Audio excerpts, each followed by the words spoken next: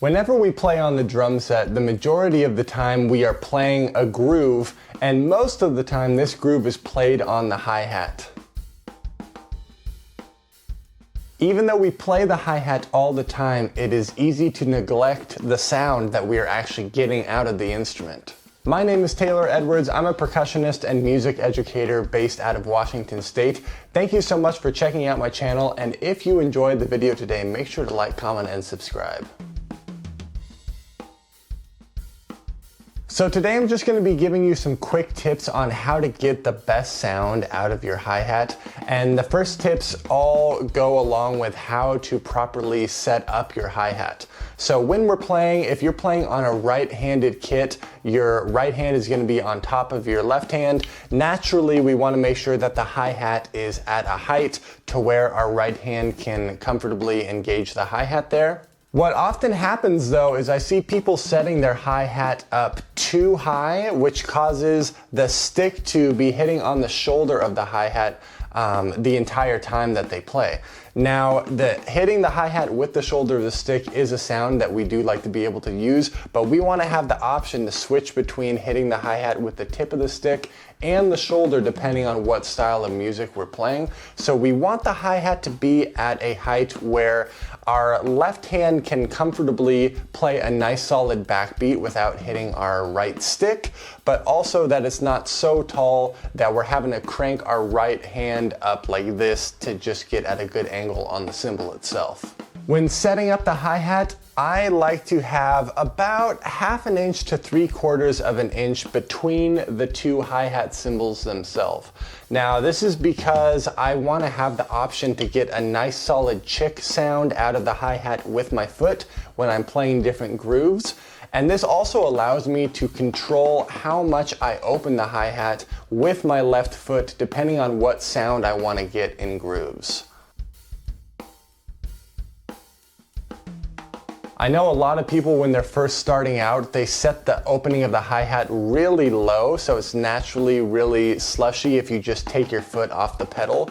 But I think it's really important to be able to develop that left foot control to get different sounds out of the hi-hat. Another little secret I've learned about the hi-hat, and this really is in terms of trying to save your sticks from chipping a lot, is making sure that the actual hi-hat adjustment knob is pointing towards you.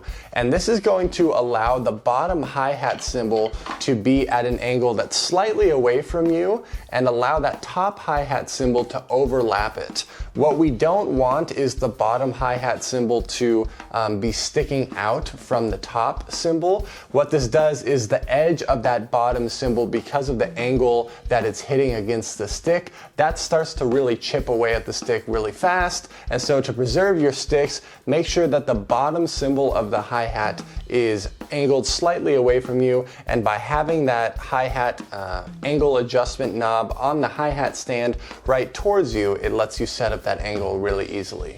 The next tip I have is make sure you are aware of what part of your stick is actually hitting the hi-hat when you're playing. Especially with younger drummers, so many people just tend to hit the hi-hat really hard with the shoulder of the stick. And if you're playing some heavier rock grooves, this totally works within the sound. But if you're playing any sort of funky 16th note bass grooves, we want to be able to have the option to be able to switch between the tip of the stick or the shoulder of the stick. We also want to make sure that we are aware of where on the hi-hat we are playing.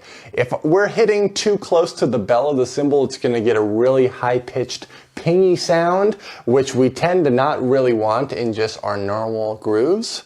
And just like with all of the other cymbals, if we're hitting too far out on the edge, it can create a really slushy and unclear sound.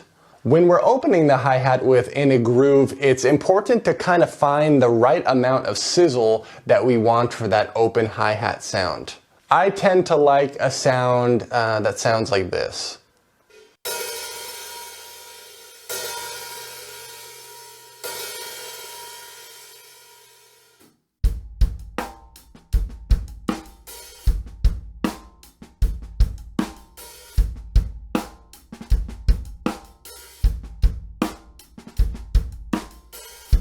Listen to how the open hi-hat sounds if I actually allow the hi-hat to open all the way up to the full amount. In my opinion, it's too pingy and ringy.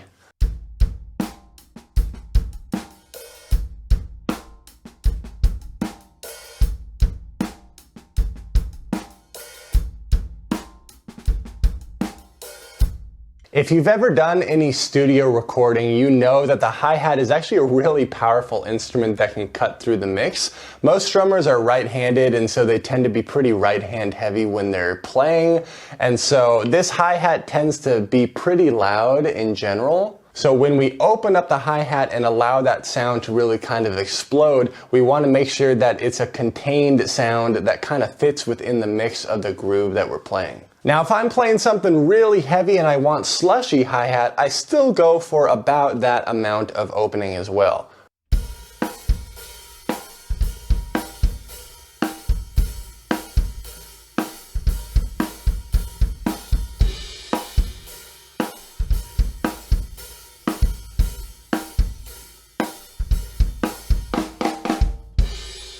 But by allowing it to be about a ½ inch to 3/4 of an inch fully open, this gives me room to use my left foot in all sorts of different grooves and have the sound be nice and clear as well.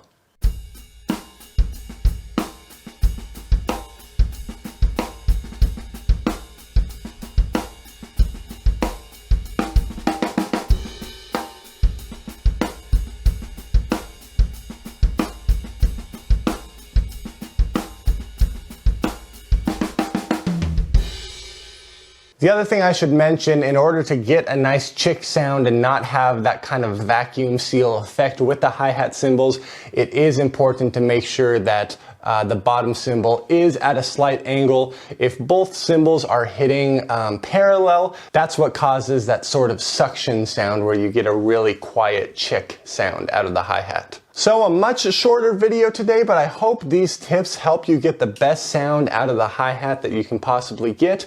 Again, if you enjoyed the content, please make sure to like, comment, and subscribe. Happy practicing, and I'll see you all in the next video.